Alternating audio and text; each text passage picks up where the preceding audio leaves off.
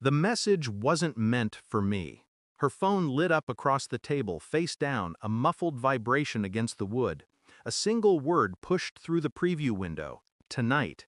She didn't notice. She was laughing, distracted, sipping her wine too quickly.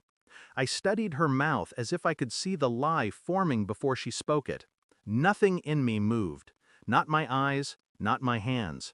Stillness was the only thing I trusted.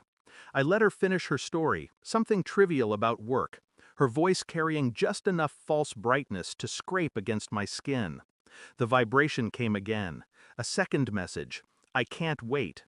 Her laughter continued. She never reached for the phone. I watched her, and in that moment I understood. What I loved had been hollowed out, quietly, when I wasn't looking. Later, in the bathroom, I held the phone in my palm. The lock was no match for me. She had grown careless or arrogant. Both taste the same. The thread was long, too long. Words written in a language lovers invent, private, urgent, careless in their intimacy. I scrolled. The sickness spread with each line. They had been meeting for months. Hotels, midday escapes disguised as errands. A rhythm of betrayal disguised as routine. My reflection in the mirror was steady, but the inside of me cracked like ice under pressure. No accusations left my lips. No shouts. That would have given her power. Instead, I slid the phone back, screen dark, as if I had never touched it. At dinner, she reached across the table and smiled. My hand stayed perfectly still. The next weeks belonged to silence. Silence is a weapon sharper than rage. I documented everything. Phone records, bank statements, locations.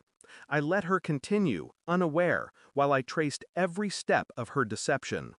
There is a ritual in patience. I carried it out like prayer. Waiting for her excuses, her sudden late nights, the lies rehearsed and brittle. I nodded.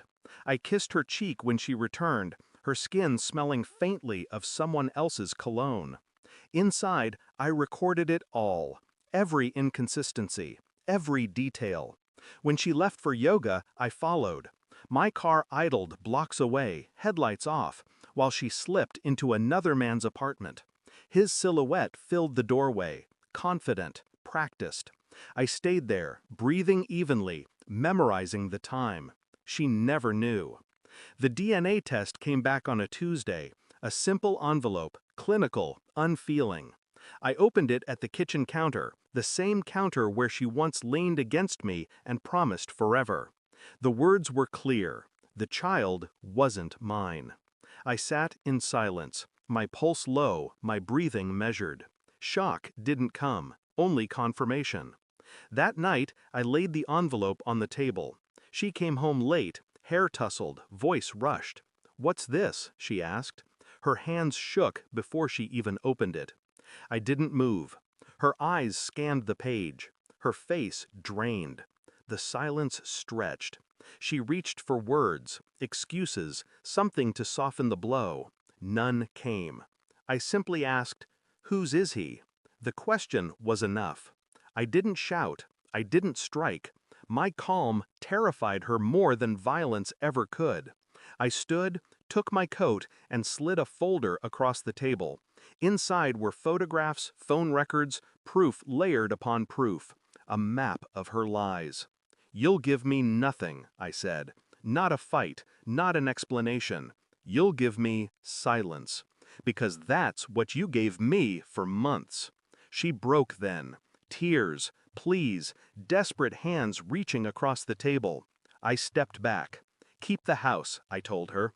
"Keep the stories you've built. But understand this. I know everything."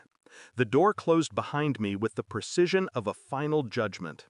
The night air was colder than I expected. It steadied me. I walked without destination, the city swallowing me whole. My body was weightless, emptied of hope, filled only with clarity. She would wake tomorrow in the ruins she created. Every corner of that house would whisper back her own betrayal. She would know I had left not in anger, but in power. No confrontation could have hurt her more. I had given her silence, the purest revenge. And as I kept walking, one truth settled into me like stone. She had taken everything, but she would never take my control again. Thanks for watching. Don't forget to like, share, and comment. Subscribe now to Cheating Stories Insight World for more amazing stories.